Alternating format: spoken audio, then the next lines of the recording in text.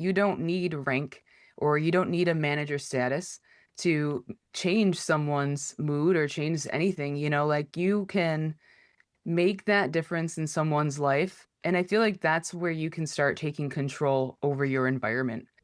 This is Hustle Rebels, a podcast for people who know how to grind, but are starting to question the cost.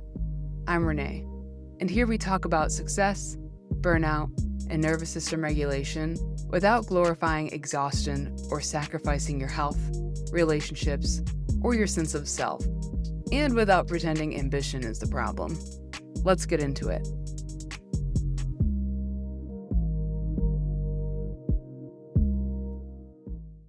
Welcome back to Hustle Rebels. This is part 2 of my conversation with Steve Bisson. Steve is a licensed mental health counselor and the owner of Straight to the Point Therapy.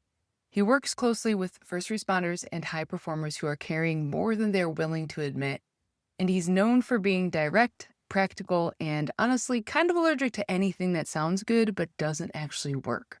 Steve also has a podcast called Resilience Development in Action, which you should definitely check out as well. In this episode, we get into the badge of honor culture around exhaustion, what real leadership actually looks like when someone is struggling, why being human matters more than rank or credentials, and the subtle signs to pay attention to when your work stress starts bleeding into the rest of your life. And if you haven't listened to part 1 yet, go back and start there. We talked about workplace toxicity, why high achievers stay way too long in environments they know are harming them, and why mental health is still treated like something to just push through instead of something that actually should be addressed like every other bodily injury. All right, here's part 2 of my conversation with Steve Bisson. Yeah, and I feel like it definitely even ties into that badge of honor, right? We joke about it a lot, especially in the first responder world, is, you'll sleep when you're dead. You just keep pushing through. It literally is a badge of honor to be like, oh, I just worked a 36-hour shift. It's like, oh, you worked 36? I just worked a 48-hour shift. It's like you're one-upping each other. And it's like, why? That there's nothing cool about not sleeping for 48 hours and then thinking you could provide proper care. Like, why would you think that that's cool? Like, I used to do it, and thinking back, I'm like, if I had a paramedic that showed up to treat my mother or my father and they were on their 46th hour of work, no, no, I would not Right. want that. So why is that a badge of honor, and why do you think that we, as, a professional, how do we train people out of that mentality? And what does that look like for leadership as well? Well, leadership has to lead by example. And what I mean by that is when someone is struggling, don't suspend them. Don't make them pay the price. Go talk to them and see how they're doing. I'm good. I'm good. Listen, if you were doing good, we wouldn't be having this conversation. I'm not trying to get you in trouble. What's going on? And I think that leadership on a corporate level to a department level has to work that way. As a therapist, people think, oh, your job's so hard. I just observe what's in front of me. And that because I'm acute, I pay attention to that. People are like, oh, you pay attention. That's all we really need for the mental health. That's what leadership needs to do. You see a colleague struggle. Um, your colleague cries every day when they get to their cubicle.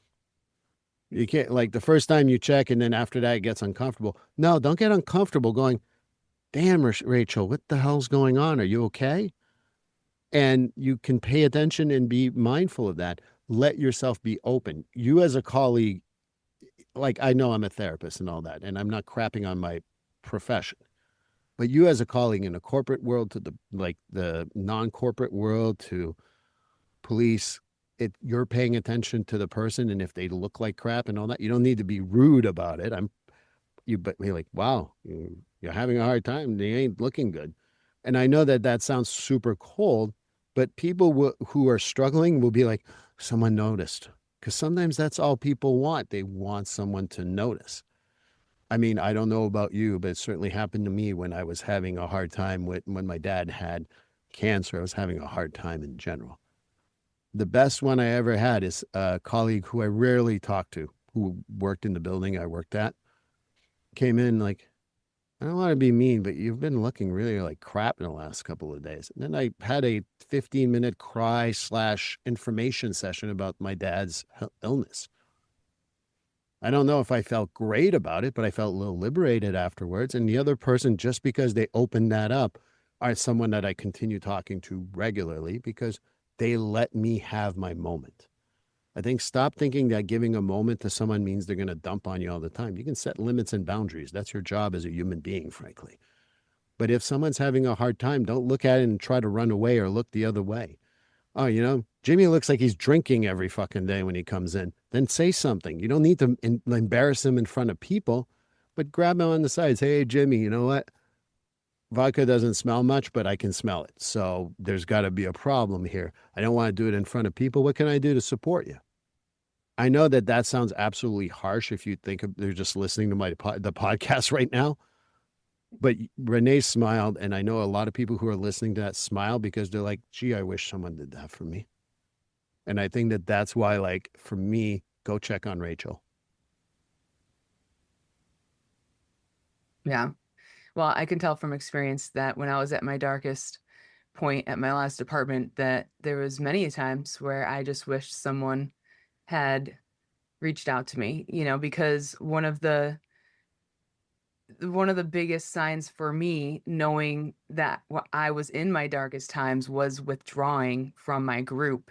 And so instead of reaching out, it was like they were pushing me further away, calling me insubordinate, calling me, the bitch and stuff like that. So it was like, i- if someone, I always think back and it's just like, if someone would have been like, are you okay? Just those words, it probably would have been immensely different than the trajectory of what ended up happening. And I think of Jocko Willink and his EO Academy and how he says, the leadership capital, where just you don't have to be best friends with the people that, are your employees or that you work with.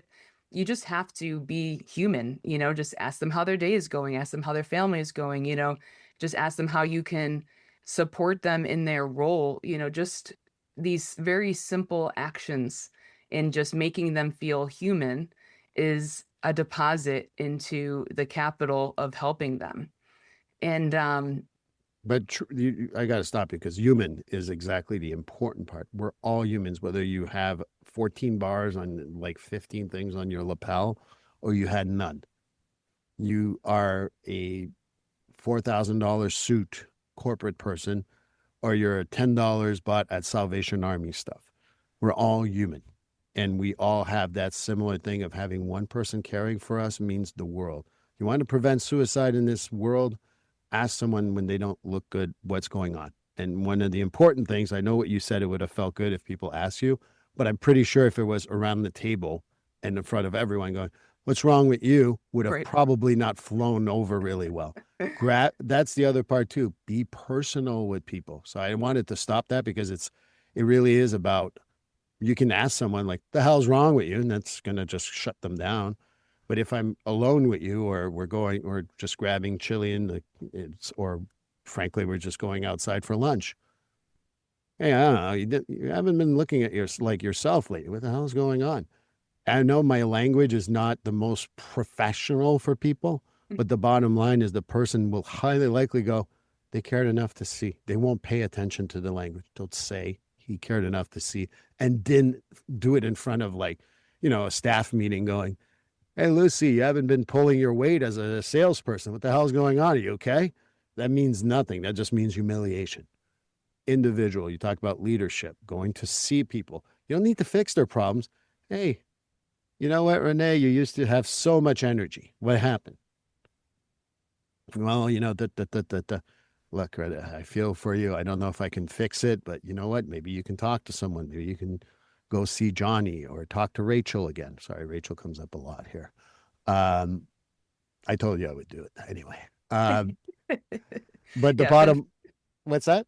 I was going to say, for those of you listening, I made a joke earlier that people call me Rachel mistakenly when they see Renee. So that's the joke. You guys are all in on the inside joke. I don't ever tell me not to talk about something because I will absolutely bring it up, and it's such a pain. People will laugh and they're like, "You're a pain."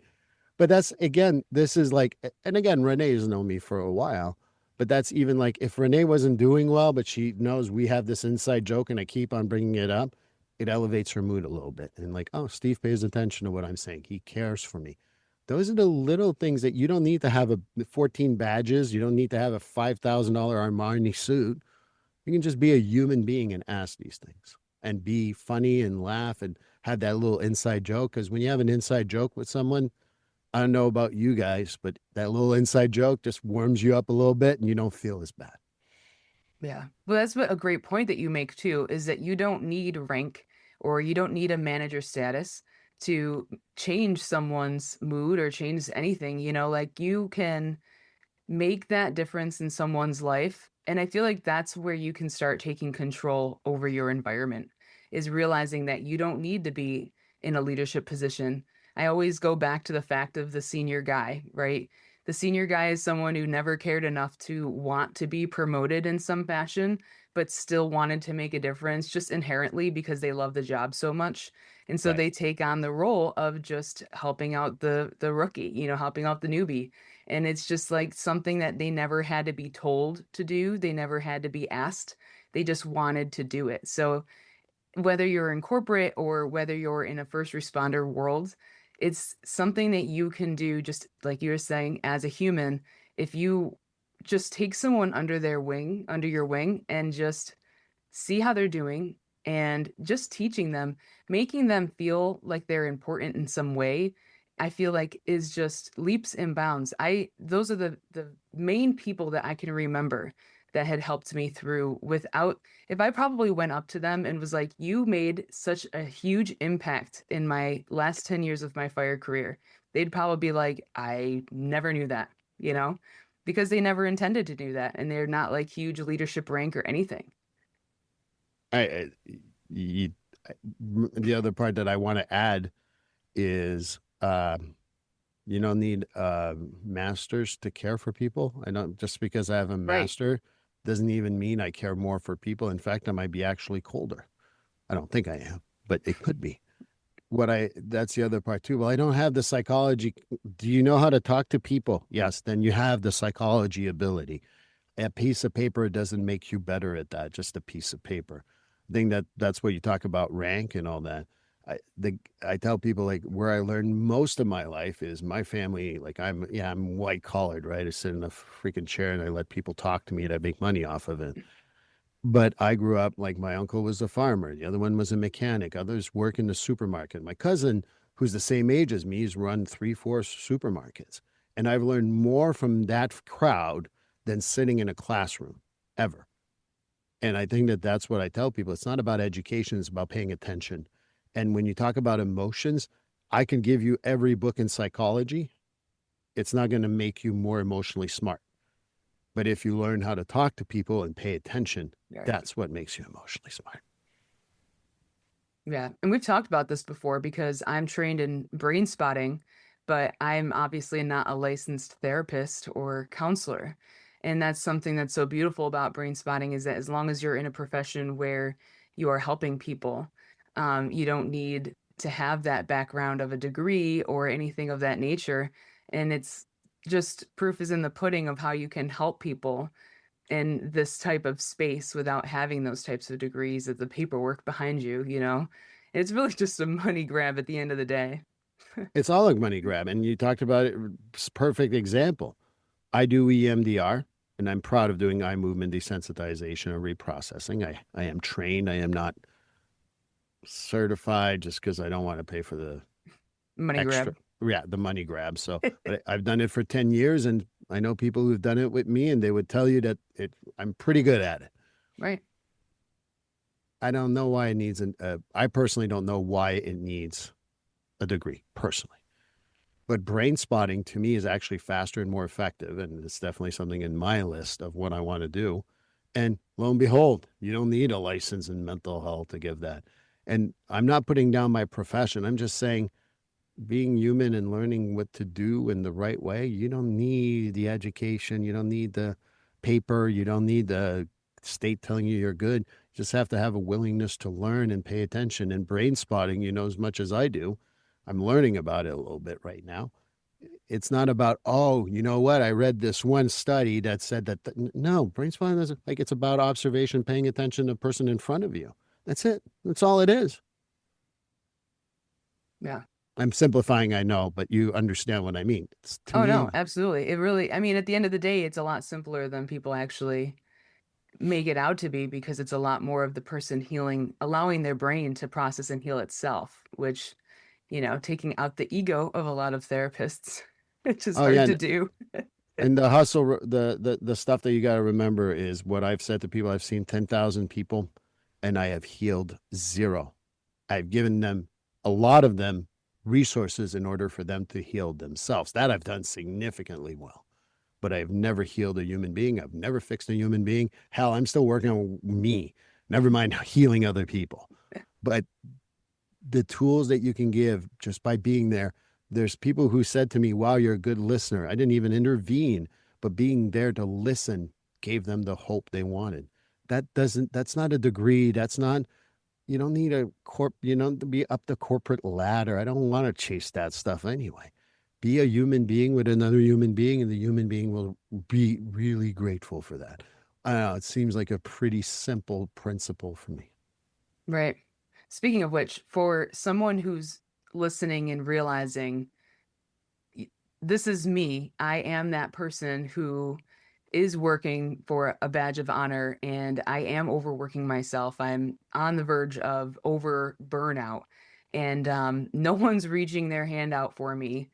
What would be the first honest step that they should take to help heal themselves, or where should they turn to? Well, it's a good question. I think that they got to start paying attention to their own symptoms and their own stuff. That's number one. How to reach out for help?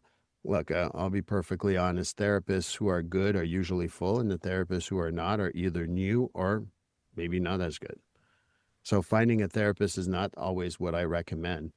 I'd say pay attention to yourself, pay attention to what you're feeling, and start taking time off. And if people say, well, what about this? What about that? If you are working because you're afraid of losing your spot, it's probably not a good job for you.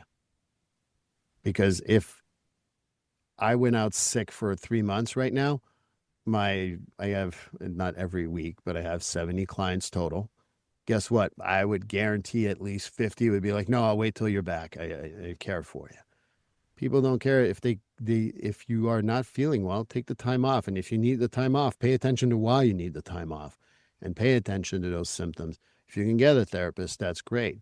But also pay attention to what you like. Because if you're no longer, you get home and you want to go, you see your wife Rachel and you're like, I don't even want to talk to her, then pay attention to that, because now you're taking your job at home, because now the one that you love is no longer the person you want to talk to.